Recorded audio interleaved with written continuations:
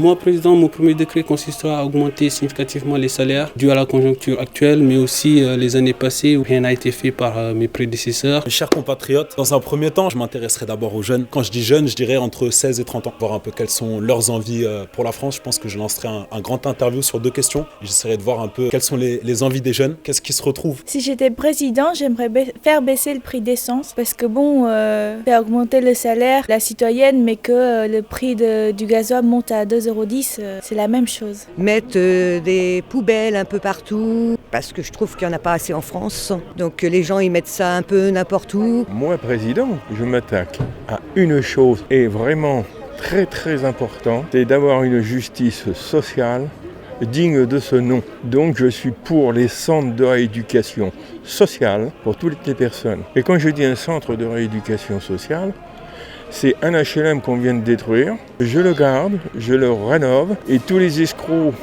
en argent ou autre, selon leur peine, je leur fais faire 1 an ou 2 ans, payés au SMIC en leur prenant tous leurs biens. Moi, président, je m'attacherai à combattre toute injustice où elle se trouve et qui que ce soit. Augmenterait les retraites au moins de 200 € pour les fonctionnaires, les ouvriers. Si j'étais président, premièrement, je augmenterais les retraites. Surtout baisser l'essence à l'heure actuelle qui est très cher. Il y a beaucoup de choses à faire que tous les présidents n'ont pas fait et qu'ils devraient faire. Maintenant, on touche une retraite de misère. On va à Intermarché, les prix sont hors de prix. De mettre la retraite à 65 ans, ça n'est hors question. Un pauvre ouvrier qui travaille jusqu'à 65 ans, il s'en va presque dans son cercueil. Il faut peut-être penser à réformer tout ça. Mes chers compatriotes, je vais laisser plus la population parler. On va faire des votes à chaque fois qu'une loi qui va passer. Nous allons changer la hiérarchie de nos lois, car trop de lois contreversent d'autres lois et le problème c'est que nous n'arrivons plus à comprendre nos propres textes de loi. Après, je ferai des aménagements pour les handicapés parce que je trouve qu'il n'y en a pas assez, qui soient plus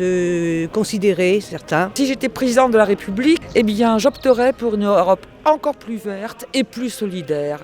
Et j'aimerais bien que le pacte vert, la ferme à la fourchette, voit enfin le jour. Qu'on en arrête avec les énergies fossiles. Comment ils font les pingouins? Ils ont même plus de quoi se glisser sur leur ventre parce que les glacés, ça fond. Qu'on réfléchisse à quelque chose de plus vertueux pour l'environnement et pour nos petits-enfants.